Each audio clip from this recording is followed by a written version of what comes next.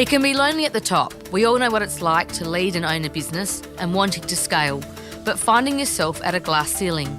That is where the power of collaboration and connection comes in. Hi, I'm Natasha Milani. I'm an expert at helping businesses and business owners harness the power of collaboration to connect, scale and grow. I am passionate about collaboration. I believe that no one executes alone. We all do better when we do it together. Welcome to this Power of Collaboration podcast. It's wonderful to have you here. I hope you get the inspiration and information you need to harness the power of collaboration to break through your glass ceilings. Today, I am talking to Redarc owner and Managing Director, Anthony Kittel. Welcome, Anthony. Hi, Natasha. Thanks for having me. It's so nice to have you in the studio, Anthony. I'm very excited to share your success story, but also delve into how you got there, the ups, downs, the good, the bad, the ugly. So let's just start with a bit of your background, shall we? Yeah, so grew up there, did my high school in Port Augusta, then decided I wanted to become an engineer. And so I applied for a role at BHP at Whyalla Steelworks and got accepted as a cadet engineer. So I went through a 5-year grad program and graduated with some good hands-on, but also the theory behind engineering. I guess that was the launching pad then to bigger and brighter things. But I guess I chose that engineering specifically wasn't going to be the thing I did every day, but it was the things around engineering that were important to me. Yeah, so that gave you a good foundation and background. But then you were interested in business and the management and leadership side of business. Is that right? Tell us about that transition and that story from when you went from being a country boy through to engineering and then creating and owning Redarc. Yeah, so that's spot on. I decided that probably when I was 25 that I wanted to be in leadership and management and thought, well, what's the plan? How can I get there? Because you just can't put your hand up and say, I want to be a leader. You've got to earn your stripes. So I thought the first thing I needed to do was to round out my skill set from a theory perspective, and that's I chose to do an MBA at reasonably young, but I was ambitious. So I thought, well, I don't want to study part time and have this drag out over 5 years. So I spoke to my, quite audacious. I picked up the telephone to the general manager of BHP and told him who I was, and I wanted to have a 30-minute appointment to chat with him. And I got an appointment. And so I just told him my background, what I wanted to do. I wanted to move to Adelaide to study for an MBA full-time because I wanted to make sure that I could compress the time frame as short as possible. Would BHP support me in respect that obviously there was the course fees, but I wanted to work in the semester breaks and then retain my job when I came back. And so, he agreed. And so I moved to Adelaide and set about doing my MBA, and I treated it as a job. Probably did much better study than when I was doing my engineering degree, where it was a bit more sort of, a bit more fun and hanging out with your mates. So that really then it gave me those foundation skills. I did every finance subject. I did every marketing subject that you could possibly, the electives and so forth, because I knew as an engineer I had that sort of problem-solving skills and the technical skills, but I just didn't have the finance and the marketing skills. And that went really well. Met a lot of really interesting people and, some good friends today, people that I studied with. This was back in 1992, 1993, so a long, long time ago. But, like Damien Scanlon was one, for instance, who ran the Adelaide Graduate School of Management. Damien and I studied together back then. So, you talk about collaboration. It's about building those networks that even at a very young age that they become and continue to be important throughout your life. So that's sort of part of the journey. And then the step from there was, well, what do I do next? I got these management skills. I needed to use them. And when I went back to BHP, it was a recession in 92, 93 in Australia, and they were laying off employees.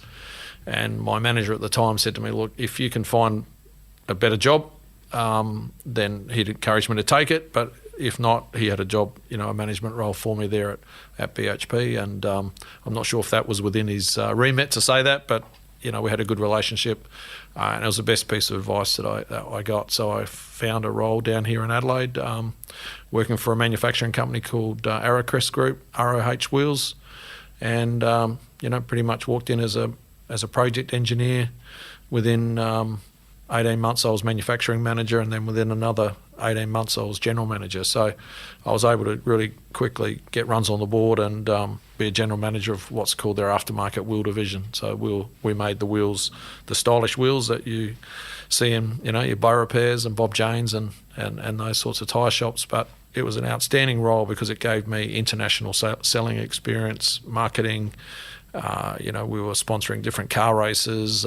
Back then it was the ROH Commodore Cup, which hadn't really been done before.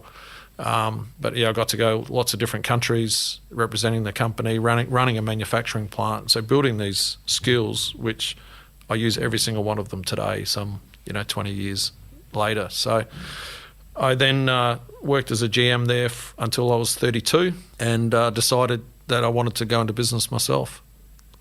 And hence, that's how Redarc sort of eventuated from there. Great story. There's lots of, nice information in that I want to delve into, but I might just let you to finish the story tell us about Redarc. Yeah, so I actually spoke to my father-in-law at the time. He was a small business guy. He'd owned lots of different small businesses, and we're chatting and over a family barbecue and talked to him about buying a company, and he said he'd help me, and so we looked at, I think, the number might not be exactly right, but it was more than 45 businesses we looked at in terms of all of the documentation, signing non-disclosures, and these were businesses obviously that fitted into the price bracket that we could afford at the time, and we exhausted all of those options. We actually went and visited 5 of those, so we were serious about 5 of them, and then they really didn't fit the sort of the brief that we'd documented on, the key things that would be important to us in owning and running a business. So that was in May of 1997. We then waited, and one of the brokers that we're dealing with rang Dennis in August and said, look, I've got something coming up that you might be interested. I think it ticks the boxes. And it did. And that business was Redarc. And so back then it was in a shed in Lonsdale, 8 employees. The founder had died, so the wife, his wife was selling the business, and manufacturing electronics. Didn't know anything about that, but that doesn't matter. But it was pretty much the customer base was automotive, so I sort of ticked at least 2 out of the 3 boxes. Being manufacturing background and automotive background, so made an offer. We didn't succeed. Our offer was trumped. But thankfully, Margaret, who was Bob's wife, the owner of the business, Margaret chose us because she felt that we would look after the employees and look after the brand as Bob would have wanted. So, a corporate was in there with the highest offer, but it wasn't all about money for her. So amazing that she chose us, and we carry that on today. Well, thank you, Margaret. And that is a great story. That is about connecting to values and culture and looking after people. I think that's important to recognise. Just briefly, Anthony, tell us about Redarc today. Yeah, so Redarc today is, I guess we're a global company. We've got employees in the United States, employees in Europe, warehousing in the US, warehousing in Poland. We've got 290 employees. Head office still in Adelaide. All of our manufacturing still based here in Lonsdale. So we're designing and manufacturing electronics, power solutions for anything with a battery that moves. This great successful growth story, where in terms of, where you started and where you are today, the growth came from acquisition? Did it come from building customer base? Does it come from R&D, efficiency? Where do you attribute probably all of those things and more? Where's the growth come from? So pretty much tick all of those boxes. We've made one small acquisition in 2015, but the majority of the growth has been organic from new product development, very heavy investment in R&D, and we continue to have a heavy investment in R&D. That sort of started in 2002, and it's given us the launching pad for our growth. And I guess that commitment to investing in R&D was obviously under pressure in years like the global financial crisis, and we never wavered. And that's really been the secret to our success, in that when the market's flat and we're heavily invested in innovation, when the market starts to pick up, we come out of it with on the ski ramp, and we grew plus 30 for several years outside of the GFC. Out of COVID, last year we grew at 60% as a business. So it's about continuing to invest in R&D and hire the best people so that we can capitalise on opportunities. Yes, I'm sure COVID has been an interesting time for you as a business owner in terms of the market opportunity that's presented itself, but also managing a business. Very challenging time, the ups and downs. So, like everyone back last April, it was doom and gloom, and you were sort of thinking, well, how many people do I need to lay off, because this could be a sustained long-term impact on our company? How do we manage it? Thankfully, the government, with JobKeeper, that was a great initiative. But within, I think, 2 months of COVID hitting, we then started to see that there would be positive outcomes from COVID for Redarc, and just the sheer demand of people travelling within Australia, but within each country that we play in, New Zealand and United States, and France and Germany, everyone was really constrained to their own location. And so that meant that people were, investing in their vehicles, and to have a holiday, you want to go and explore your own backyard. And Redarc, we had the capacity. We expanded our factory in 2018. So we had this capacity available. We never had enough people, but we obviously through COVID, there were a lot of people who became available, and we hired 90 people last year post June. So we had to really become innovative in the way we hired to onboard people and make sure that we chose the right people and not affected the company culture. So there were lots of challenges, but I'm just, I guess, in awe at what our people have achieved through these circumstances, in that we've had to really adjust, and people working from home, and all of these challenges that everyone's faced. But our team seem to have just managed it so well, and we kicked goals like we could never have believed, and grown the business to post 100 million. As I say, more than 90 employees we've hired recently. So it's very positive. I imagine finding the right skills to manage that growth and continue the growth is a bit of a challenge. Look, it is, but I guess our brand is well known now, and I'm just again flabbergasted with the quality of the skills that we've been able to hire in our business. So people that I think when I look back in the early 2000s when we run an ad and couldn't get an applicant, to now where we don't need to advertise, people are knocking on the door to come and work for us. So it's really been a pleasant surprise to see the quality of the people, and know that when you ask them, why did you apply to come and work at Redarc? Oh, because I've heard good things about the business, or I've talked to such and such and they know about the culture, and it's just great to get that feedback. It's still a challenge, obviously. Skills are definitely at a shortage, but we're in a good position. That's a great story, and credit to you. And culture eats strategy for breakfast, one of my most favourite quotes. Picking up on your earlier story, you're talking about when you did your MBA, talking about developing those softer business skills, the finance, the marketing, sales. I also read that in your story, you focused on changing the culture when you acquired the business. And then in the year 2000, you set up the first real business plan. Can you delve into what made that business plan successful, and what is your business planning process? I think that's a really interesting conversation for business leaders. Sure. So how I designed the first business plan was, I think it might have been in the Institute of Company Directors magazine, or one of those sorts of business professionals type publications. I read about business planning, and it talked about an article about how to design a business plan on a page. And I had 3 segments. Where are we now? Where do we want to be? How are we going to get there? And I thought, well, there's a framework, and I'll use that. And so that's pretty much, there were some bullet points under each of those headings. And we, one of the key things then was to obviously grow our customer base, to invest in innovation, to expand into adjacent markets. So we looked at the four-wheel drive and caravan and camping market. Looking back 20 years, post 20 years, you look back at that and you think, that was a really good decision back then. We never knew how it was going to go, but it's now the largest segment of our business. So that was how we went about it. At the same time, we documented our company values for the first time, and we documented our vision and our mission. So, I used all those tools back from studying my MBA, and that's how we started. But I made sure that, we only had 10 people, so it was a pretty easy exercise to get everyone on the same page, because I gave them the page and said, here's our strategy, and we hung it up in the company, and we just stuck to the plan. And so one of the key overarching goals was that we wanted to be a $5 million revenue business in 2005. And at the time, in 2000, we'd hit 1 million, which felt like you were climbing Everest.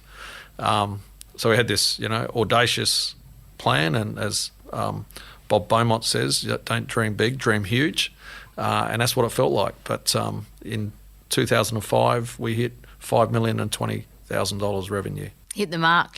And that's great. Thank you for sharing that. It's kind of, I think, important to have that planning process, but to not make it overly cumbersome. It has to be simple, and being able to sort of distill that through the whole business, isn't it? Yeah, so we still use that same practice today in terms of a plan on a page. So our 2025 strategy, for instance, is a one-pager that every employee has access to. But the planning process and the strategy process is now far more comprehensive, a lot more market research, a lot more people participating in the process, and I guess a lot more minds on the job to work out what the strategy is going to be. But ultimately, you've got to be able to just distill it on one page, or else you lose the organisation. You want everyone on the bus with you, and I think we do that pretty well. You said an interview I read that you did, it must have been about sort of 15, 16, your 5-year plan to 2020 was to double the size of the business from 50 million to 100 million. So we can tick that box. We'll tick that box. Achieve that. Well done. What's next for Redarc? Look, we got some pretty ambitious plans, and I guess I'll say that if you look at the numbers, in 2000 we were 1 million in revenue. In 2005, we were 5 million in revenue. In 2010, we were 10 million in revenue. 2020, we're 100 million in revenue. So I'll let you guess what the 2030 target is. So that's our BHAG that we're aiming for. But to put it in practical terms, it's really about growth in the United States. It's a flourishing market for us. Our brand is really well received over there. People in the US that go what's called overlanding, which is our four-wheel driving, they see that Australian four-wheel drive products are the best in the world, because they have this belief, and it's true, that if it can survive in the Australian outback, it can survive anywhere. So companies like Redarc, Rhino Rack, ARB, Max Tracks, the list goes on, Safari. These are Australian born and bred companies taking their products to the US. And so it's interesting, four-wheel driving in Australia has been around since the 70s. That's sort of when the market sort of started to consolidate and come together. In the US, it used to be called boondocking. Now it's got this bit more sexier term as overlanding. And this whole industry's created only in the last 5 years. So it's a new industry in the US, growing at plus 30% per annum. And we're right in there, right amongst it. At the moment, we've got 16 billboards around the United States. The entry to Yellowstone National Park, Joshua Tree, all these different locations that Redarc's up on the billboard. Huge amounts of social media. We're obviously building a workforce over there focused on customer service, on technical support, on e-commerce. So that's really one of the big drivers of our 10-year strategy. Defence, obviously with South Australia, what's happening here in the defence space in Australia, where we set up a new business in 2016 called Redarc Defence Systems. That's now grown to 12 employees and about 16 million in revenue. So the aim is really to grow that business to about 20% of our total business over this next 5 to 10 year period. And then there's European expansion. So there's no shortage of opportunities, and I guess a good strategy is more about what you shouldn't do than what you should do. And so, we've got these big opportunities. We need to be clear, this is what we do and this is what we don't do.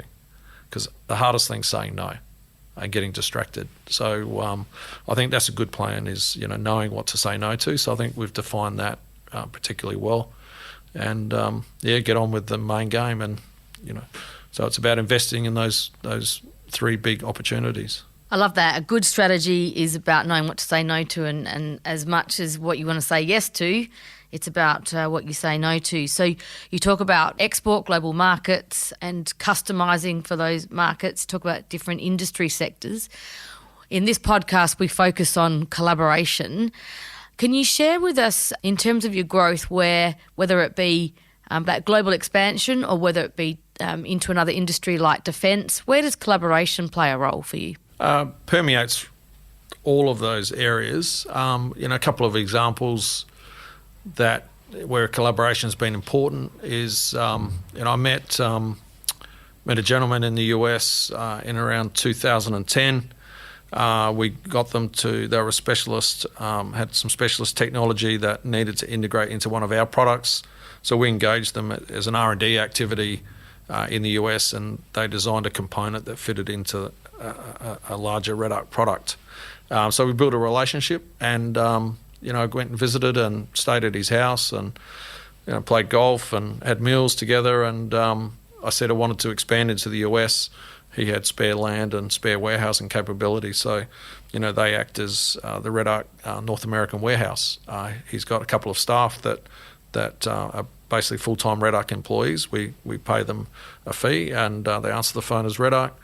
And that was just through building that relationship, that we could have the trust in each other that we can set up this operation. At some point we may well outgrow that, but it's just really helped us, a foreign country set up and run. Another example is setting up a bank account and setting up legals and all these sorts of things. To set up a business in the US is really difficult these days with all the legislations and challenges they put in front of you. And again, through a friend here in Australia, I got introduced to a gentleman who's the ex-Managing Director of Polaris Industries, the off-road, the quad bikes and so forth. Introduced to David, and David's our US corporation director. So him and I are the directors of the US business, and so his expertise in helping us, work through a minefield of issues like, payroll tax or state taxes in every different state in the US is just a minefield. Little things like that, so that's around meeting people and I guess, your networks. But another example of collaboration is in Europe. We needed to set up a warehouse in Europe for our distribution. Met a gentleman in the four-wheel drive industry in Melbourne, and he got together 6 or 7 four-wheel drive accessory businesses. Redarc was one of those. Set up this warehouse in Poland, and he acts as our warehouse and distribution logistics operation for the European part of our business. So, there's little examples like that permeate right through. Even just obviously Adelaide, everyone knows everyone in Adelaide, so that collaboration and networking is critical here. But just an example where, someone recently shared some, a significant event, a negative event that happened to their business, but just sharing that detail with you and, being prepared to be open and transparent, because that same sort of thing could have happened to our business. And so, swapping those notes and being, having that relationship that you can say, look, this is what happened. It was pretty devastating. This is how we overcome that. And being able to swap that with myself and our management team, it's like, the best lessons when, you learn from adversity and what happens and how you recover. So collaboration is networking is critical to that. So you've been in business for a number of years now, very successfully, but you're still learning yourself. I mean, that those peer-to-peer stories and tapping into experts and those relationships, as you say, are what bring opportunity. And there's some great examples there. But also, you learn from others' mistakes and share them yourself. What's gone wrong in terms of collaboration, by any chance? Probably haven't. From a collaboration point of view, really nothing's gone wrong, because I think at the end of the day, if you understand the person you're working with, or the group that you're working with, and you've got that trust and you've done your research and due diligence, then hopefully you're not going to stuff up too badly. So I haven't sort of got an example of something that's gone wrong there, but probably there's lots of scars and war wounds from things that happen in business over, for me, the last 24 years. But probably the one that impacted me the most was, I came back from Christmas holidays in 2018, and I was only back in the office a couple of days, and one of our engineers, or the engineering manager, came to me and said that he thinks that we've got a product problem, and it's it could be significant. And when you just come back from holidays and you're fresh and you're just keen to get into the year, and then you sort of get hit across the face with a big issue like that, you sort of got to suddenly think on your feet. And ultimately that ended up in a product safety recall. I had to make a decision, what I thought, very, very quickly, and we made the decision, and we don't go back on the decision. It was the right decision to look after our customers and be proactive and get the products back and so forth. But I always think, sometimes the pressure that exists is actually put upon by yourself. And so, the lesson I learnt there was actually, whilst we did everything perfectly and, carried it out with the best outcome for the business and for our customers, you look back and you think, perhaps if we just with a little bit more time and a bit more method to our madness, you may well have come up with the same outcome, but you would have worked in terms of your timescale rather than thinking you're going to put yourself in someone else's timescale. So that would be one of the things, and that was, we felt that could cost our business millions, because it was our number one selling product. It's everywhere in the market. But again, being transparent, we went out. I was on YouTube. We were on all the different customer messaging opportunities that we took to tell people about the issue and what we're doing about it, and the fact that, look, visit your local installer, and within 30 minutes, at no cost, it'll be fixed. Just trying to make people's lives easier, it was a tough few weeks, but we got through it. And in fact, I always give the example that people watch how you act. And there was one of the Melbourne talkback radio stations. I had a CEO of another business ring me and say, "I've just heard your company's name on Melbourne radio on a talkback show." And I thought, "Oh, wow, what's this all about?" And he said, "Oh, there was a story about product recalls, and people were ringing in saying how my washing machine caught fire and how the company really didn't support it and so forth, and all these bad stories, really horrible things that happen through poor customer service or backup." And he said a gentleman rang in and said a good example about how he'd been delighted with the customer service, and how he had this product problem, blah blah blah. The company, what they did, and how that was instantly, fixed without any issues. And the announcer said, "Can you tell us who the company is?" And the caller said, "Well, am I allowed to say their name on radio?" "Yeah, sure." He said, "Oh, it's Redarc." And so this CEO rang me to say, "You guys are being, sort of lauded as a case study of how to do things right when things go wrong." Kudos to you, because that's turning, something that could have been very challenging into a positive. And you said, you're making those decisions in sort of real time, very quickly. Even in COVID, we used the words agile and pivot and all these. How do you, as a leader, lead in those times of great pressure? I think the key is, again, to take time. You can't take as long as you like, because there is certainly deadlines that you have to meet, and there's risk. But I think the key thing is information, making sure that you've got the best information available and seeking out that from all the different sources. Having that great network and collaboration that you can pick up the phone and talk to people outside of your industry, or people that you think, actually, they could give us some really good advice to help us. So I think that's the key is I find that when the chips are down and you feel like your back's against the wall, a lot of that pressure comes from within. So take a breath, map out a plan, do the research, get the information, and then make a decision. So it's a planned process rather than, shit, we need to panic, what are we going to do? And particularly, because your managers and other people in the organisation are worried. They're worried for whether the company or for your job or whatever the outcome might be, the worst outcome. That's what they see. And your job as the leader is to say to them, look, it'll be okay. We're working on a plan. This is what we're going to do. And give them, just all they need is that surety that you've got their back and it'll be okay. Yeah. And it can be a bit lonely at the top. I mean, one of the, I wake up every day with the SA Leaders Network, with knowing that we can support all the decision makers in business when they want a second opinion, they need advice, or they don't know where to turn in terms of a decision they have to make. So I really enjoy, and that's why this podcast is about collaboration, because we don't have to do it alone. We can do it together, and particularly here in South Australia. Absolutely. There's always someone who's got a little bit of information, that little gem that just might make your life easier. And so, it's like at school, never be afraid to ask a question. So, put the hand up and ask the question. But, with your networks, reach out, whoever, SA leaders or whoever you might have access to, and ask the question, put it out there, because there's got to be someone who knows something. Yeah, absolutely. Vulnerability, very powerful. You mentioned you had looked at the defence industry, and you've successfully entered that market in many different ways.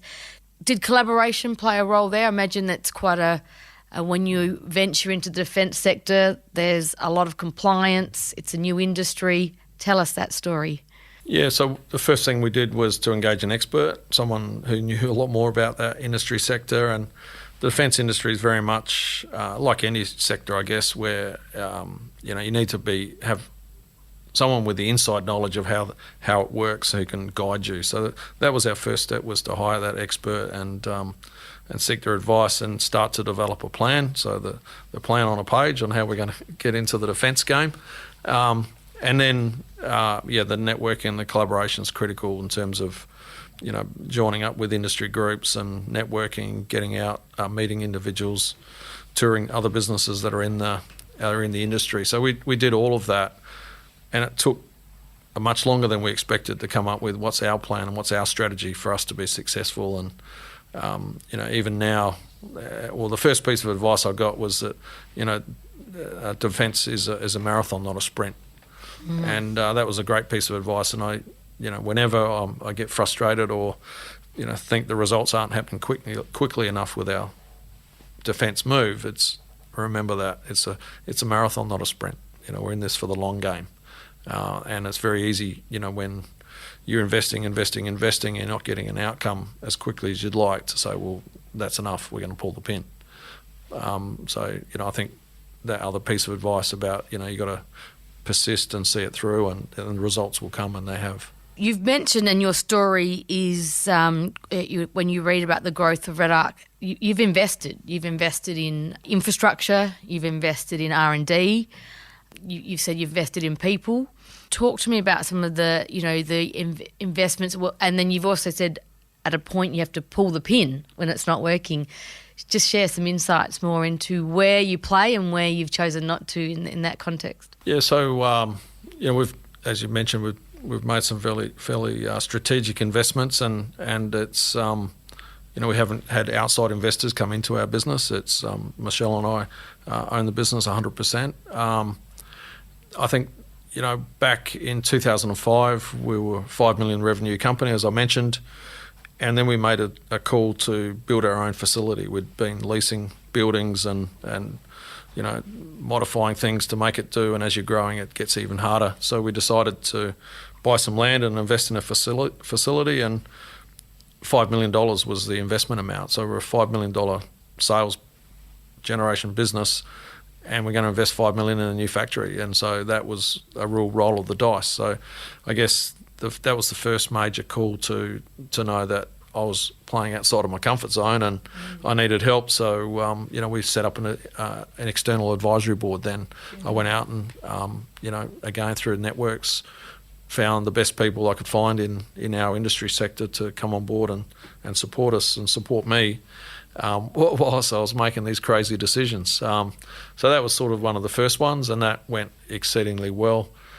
We've done likewise in 2011 and again in 2018. It was 5 million in 2005, and it was about 12 million in 2011, and then 22 million in 2018. So the size of the investments, the quantum has increased every time. But again, you're doing it off a bigger base and with more confidence, and you've got a good plan. So that philosophy is working there. In R&D, we have a metric of 15% of our sales revenues invested back into R&D. So do the numbers on a $100 million business is what we invest in R&D every year. And you can't invest that sort of money without good people. So finding engineers, software, hardware, design engineers is very difficult. So we are investing in a talent pool from what I call like the rookies right through to the senior players in the team and the mentors, so that we can have this constant stream of people being developed in the business, keeping those relationships with the universities, making sure that we're involved with the unis and taking on work experience students. So we've had this again mandate.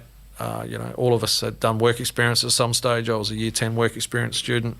I see the value of all of that. So, at Redarc, you can come and join us in year 10. You can come and join us as an undergraduate for work experience. Whatever we can offer, because we know, I know that's how my career has got to where it is.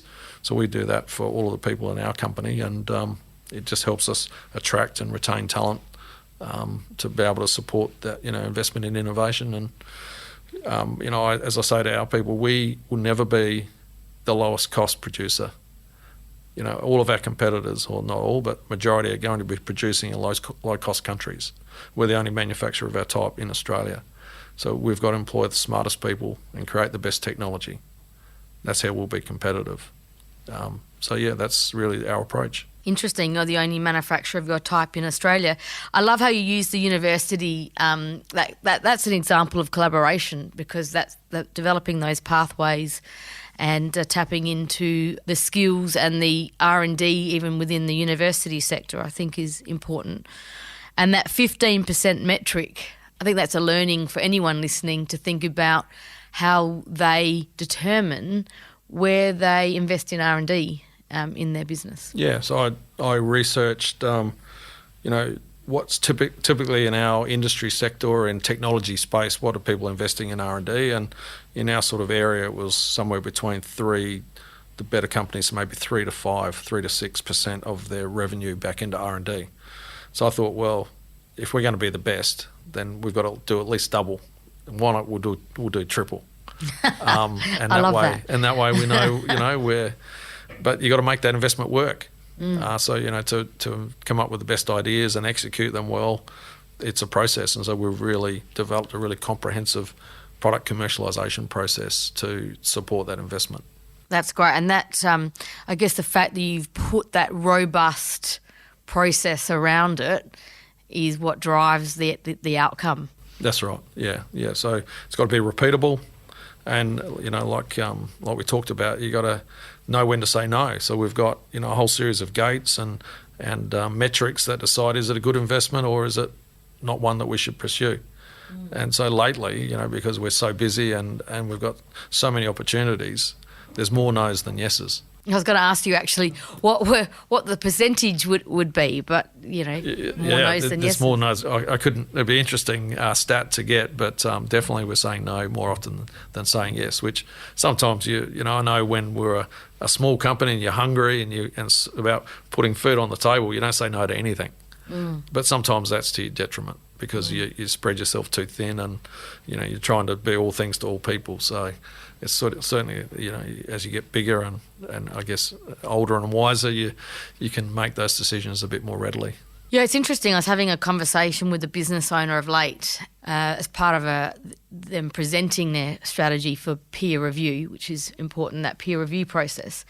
But they were working out whether they were going to bring in a new product that had a totally different market. And it is really interesting to, I think, for everyone listening, probably who are grappling, particularly maybe in an early stage business, that piece on where to play and where not to play, and how far you stretch yourself from your core niche and your core customer. So anyone who's listening, I think Anthony's shared a really nice framework and definitive sort of response to don't play where, say no if it's not where you should be playing. Yeah, I mean, the hardest area to play in, as you say, is new product, new market. Yeah. You know nothing about the customers. You know, it's something totally new. It couldn't get anything more risky. And sometimes you have to do it. But, you know, when you're a small business, that can be the difference between a company failure or survival. Just to segue as we conclude our chat today, Anthony, I really appreciate your time. As a sort of a couple of practical tips to share with the listeners, their business owners who are trying to get to the next level in their business, what would be some final tips you'd like to share with them? Yeah, probably to summarise some of the ones that I've mentioned through this podcast, you know, is to know when to say no and have the courage and fortitude to say no, because it's not a word that we can say easily, particularly when, you know, you've got a customer knocking at your door saying, look, you know, this is going to be a great opportunity. Will you support us or will you be involved? So that would definitely be one. Look, I think the other ones are you've got to go with your gut. You know, it doesn't matter how good the planning process is. Ultimately, your gut tells you whether it's good or not. So, you know, I always use my gut, but surround that with a good plan. So I think, yeah, most people know, you know, when you talk to people, they actually know the answer.